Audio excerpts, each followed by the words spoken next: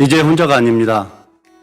같이 있어 가치 있는 방송으로 외도 피해자에게 힘이 되는 방송, 외도 가해자에게 두려움이 되는 바람잡는 정교수 TV입니다. 바쁘시죠?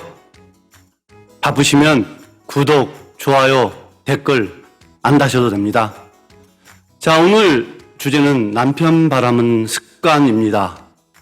바람을 한 번도 안 피운 사람은 있어도 한 번만 피운 사람은 없다라고 필자는 그동안 상담 경험으로 얘기합니다. 자, 사례를 한번 볼까요? 딸만 셋을 둔 42살 소영 씨는 남들이 보기엔 다정한 남편과 행복한 가정을 꾸리고 있는 것 같지만 결혼 초 남편의 바람을 용서하고 덮어둔 것에 대해 결혼 생활 내내 후회하며 살고 있습니다. 어느 날부터 남편은 애들을 핑계로 각방을 쓰기 시작하더니 저녁 늦게까지 누군가와 메신저를 주고받는 걸 알게 되었습니다. 술을 먹고 잠든 어느 날 메신저로 주고받은 낯뜨거운 사진과 사랑의 미래를 보고 바람을 눈치챘습니다. 눈치챈 정도가 아니죠. 이건 증거입니다. 첫 번째처럼 고통을 사귀며 그냥 넘어가지 않겠다고 단단히 마음먹은 소영 씨는 정 교수와 상담하고 증거를 수집하던 중 충격적인 사실을 발견했습니다. 현재로부터 과거 3년 동안 사귀었던 여자와의 불륜 증거를 또다시 발견한 겁니다. 현재 상간녀가 넘버2였던 것이죠. 쓰레기차 피했다고 안심했더니 똥차에 치여 죽었다는 전설적으로 재수없는 말이 생각나는 순간이었습니다. 부정행위를 안 날로부터 3년 이내에 상간자 소송이 가능하다는 필자 조언에 따라 넘버1 상간녀를 먼저 소송했고 넘버2도 증거를 확보해서 상간녀 위자료 청구 소송 중입니다. 소영 씨는 갑자기 상간녀 소송의 여왕이 되어버린 상황인 거죠. 자, 상간자 소송은 배우자의 외도로 인한 정신적 피해에 대한 위자료 청구 소송의 일종으로 민법 제776조 손해배상 청구권의 소멸시효를 적용받습니다.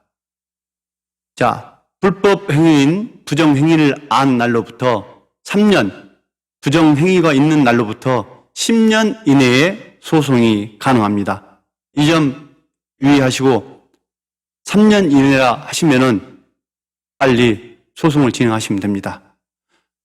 바람, 외도, 불륜, 미래 간통, 드라마 속의 나무 얘기일 때는 흥미롭지만 내가 당하면 죽고 싶을 만큼 고통스럽고 듣기만 해도 치가 떨리는 단어입니다. 한 번쯤은 용서하고 살 수도 있지만 그 한 번이 2번, 3번이 될 수가 있고 용서하기보다는 그냥 잊고 사는 게 맞는 거죠. 믿고 사랑했기에 결혼까지 했던 남편이 나 아닌 다른 여성과 뜨거운 사랑을 나누고 나에게 상처를 준 사실을 잊고 산다는 것이 그리 말처럼 쉬운 건 아닙니다. 지속적인 의심과 걱정으로 나도 모르게 자꾸만 확인하게 되고 그로 인해 싸움이 되면 서로 힘들고 지치고 그러면서 이혼을 생각하는 부부도 있고 참고 살아가는 부부도 있습니다. 남편 바람은 습관입니다. 바람을 안 피운 사람은 있어도 한 번만 피운 사람은 없다. 정 교수는 그동안의 상담 경험으로 얘기합니다.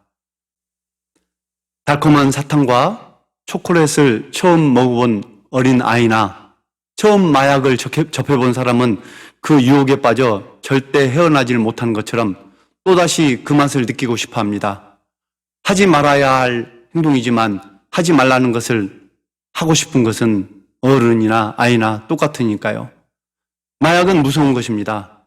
현존하는 가장 강력한 환각 물질로 소지만 해도 사형을 시키는 국가도 있고 한 국가를 망하게도 합니다. 불륜을 저지르면 쾌락 전달 물질 도파민이 분비되어 마약을 하면 부피되는 물질과 같다고 합니다.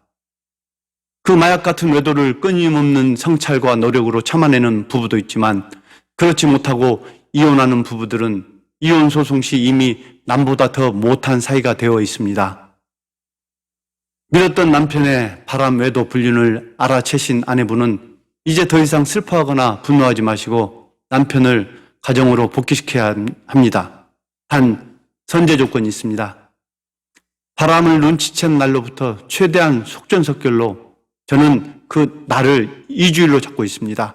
증거 잡고 소송해야 남편이 아내를 무시하지 못하며 상간녀와 안 만나는 게 아니라 못 만난다는 사실을 알고 가정으로 복귀할 것입니다. 그렇지 않을 경우 살림만 하던 니까지 이게 뭘 할 수나 있어? 10수년 동안 봐온 내 마누라는 내가 잘 알지. 돈 아까워서. 정말 돈 아까워서 그냥 남편 바람피는 걸 보지 변호사 선임도 못할걸? 뭐 이혼은 아무나 하나? 능력도 없는 마누라가 하긴 뭘 해? 이런 생각으로 평생 아내를 무시하고 다른 여성과 바람을 피고 살 것입니다. 배수의 진이라는 말이 있죠. 한 나라의 한 신이 강을 등지고 진을 친 다음 모든 솥단지를 부셔버렸습니다. 부하들이 왜 솥단지를 부셔버립니까? 하고 묻자 여기서 살지 못하면 모두 죽을 것인데 이따위 것들이 어찌 필요하겠느냐. 부하들은 더 이상 물러날 곳이 없음을 알고 죽기 살기로 싸워서 대군을 물리쳤다고 합니다. 아내들이여, 이제 더 이상 물러날 곳이 없습니다. 배수의 진을 쳐야죠. 자, 가정회복에 성공한 아내들의 공통적인 특징은 2주일 안에 모든 것을 끝냈다는 것입니다.